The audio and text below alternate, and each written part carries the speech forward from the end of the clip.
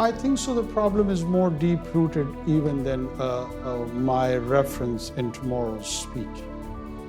And why I say so? I am a caretaker prime minister of a country. I'm not a propagandist. My fear is more deep-rooted in the serious business of mainstreaming of Hindutva's politics. I am fully aware that how does and from where they are taking those skewed and distorted revivalist historical views and giving it a political color and explaining and giving meaning to a new social contract on Indian Union. It's not the social contract which was taken inspiration by Rosa. It's of Savarkar. And that has a lot of ideological affinities and brotherhood. The Saffron Brotherhood is more near to the Nazi. I'm not accusing here anyone. I'm talking about the empirical evidence and data published by international academia. It is not what Pakistan is saying. This trend of Hindutva, which was encapsulated and mainstreamed by RSS and VHP and other affiliated groups, has an existential threat for the peripheral existence of all the minority, be it Muslims, Christians, Sikhs, and others. The idea that they have got the peripheral right to exist,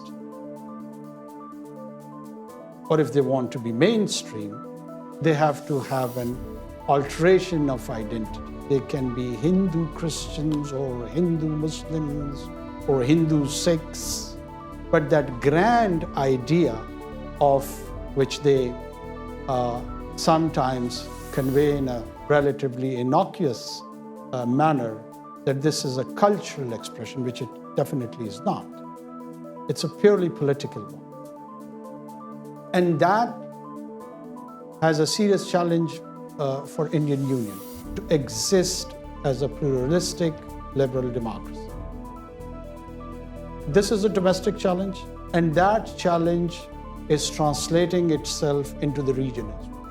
Because when you do take such chauvinistic tendencies, you want to dominate the region in the first phase. And here comes Kulbhushan and the commander and encouraging and financing and supporting the terror activities at the behest of the state, Indian state. Unfortunately, the decent Indian people, the hard-earning people, their taxpayers' money is covertly being directed for such gory actions which they might not affiliate with, which they might not side with. And I'm pretty much sure, and I'm a believer in the positive nature of human being. But these ideologues of Hindutva, they are becoming emboldened in a manner that they are now going beyond the region. And this initial unfortunate killing of Mr. Singh on Canadian soil is a reflection of that ominous tendency. We, Pakistan, have always been critical of this jingoistic, belligerent Indian attitude. But for obvious economic and strategic reasons, many players in the Western capital chose to ignore this fact and reality and this side of politics over there. To me, Hindutva, ISIS, center of the right, present on European continent, probably even here in the US, In nature, it's a global brotherhood of fascism. It's a global brotherhood of chauvinism. It's a global brotherhood of darkness.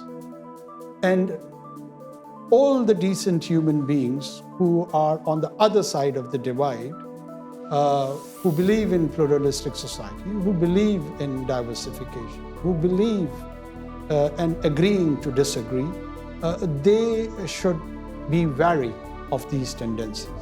It's not just the elimination of a single individual.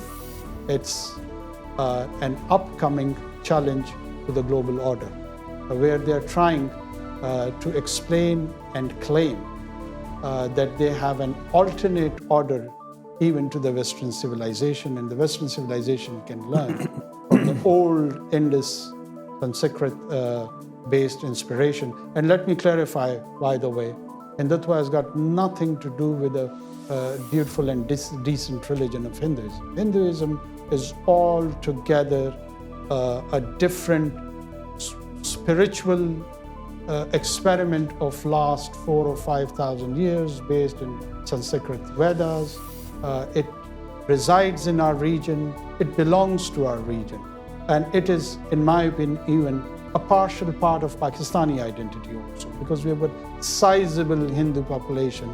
Inglat Mata is one of the most important Hindu pilgrimage site of my province, in which all over the world the Hindus would be interested to come and visit and do the pilgrimage.